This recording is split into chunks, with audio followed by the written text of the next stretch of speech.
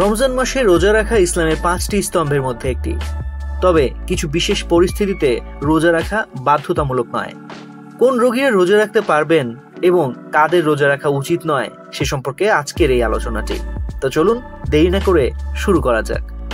যেসব রোগীদের রোজা রাখতে কোনো বাধা নেই: নিয়ন্ত্রিত ডায়াবেটিস। যাদের ডায়াবেটিস নিয়ন্ত্রণে আছে তারা চিকিৎসকের পরামর্শ অনুযায়ী রোজা রাখতে পারেন। উচ্চ রক্তচাপ। যাদের উচ্চ রক্তচাপ নিয়ন্ত্রণে আছে এবং নিয়মিত ওষুধ খাচ্ছেন তারা রোজা রাখতে পারেন। হালকা অ্যাজমা। যাদের হালকা অ্যাজমা আছে এবং নিয়মিত ইনহেলার ব্যবহার করেন তারা রোজা রাখতে পারবেন। হালকা গ্যাস্ট্রিক সমস্যা। যাদের হালকা গ্যাস্ট্রিক সমস্যা আছে তারা সেহরি ও ইফতারের হালকা খাবার খেয়ে রোজা রাখতে পারেন। মানসিক স্বাস্থ্য। যাদের মানসিক স্বাস্থ্য ভালো আছে তারা রোজা রাখতে পারেন। যেসব রোগীদের রোজা রাখা একদমই উচিত নয়: অনিয়ন্ত্রিত ডায়াবেটিস। যাদের ডায়াবেটিস নিয়ন্ত্রণে নেই তাদের রোজা না রাখাই ভালো। গুরুতর হৃদরোগ। যাদের গুরুতর হৃদরোগ আছে যেমন হার্ট অ্যাটাক, হার্ট ফেইলিওর, তাদের রোজা রাখা উচিত নয়।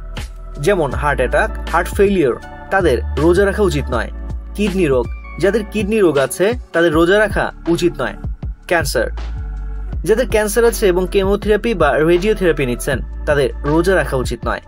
গর্ভবতী ও স্তন্যদানকারী মা। গর্ভবতী ও স্তন্যদানকারী মায়েদের রোজা রাখা উচিত নয়।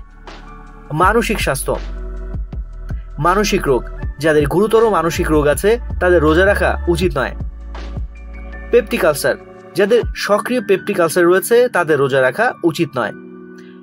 অত্যন্ত দুর্বল স্বাস্থ্য। যাদের স্বাস্থ্য অত্যন্ত দুর্বল এবং রোজা রাখার মতো শক্তি নেই তাদের রোজা না রাখাই ভালো। যে কোনো দীর্ঘস্থায়ী রোগে আক্রান্ত ব্যক্তি রোজা রাখার আগে অবশ্যই চিকিৎসকের পরামর্শ নিন। রোজা রাখার সময় কোনো সমস্যা হলে দ্রুত চিকিৎসকের শরণাপন্ন হওয়ার পরামর্শ দিচ্ছেন বিশেষজ্ঞরা। শরীরের কোনো পরিবর্তন লক্ষ্য করলে দেরি না করে তাৎক্ষণিক আপনার নিকটস্থ চিকিৎসকের শরণাপন্ন হন। ইসলামে অসুস্থ ব্যক্তিদের জন্য রোজা রাখা বাধ্যতামূলক নয়। অসুস্থ ব্যক্তি সুস্থ হলে পরে রোজা কাজা করে নিতে পারেন। অসুস্থ ব্যক্তি যদি সুস্থ না হন তবে তিনি ফিদিয়া দিতে পারেন। তো আজ এ পর্যন্তই।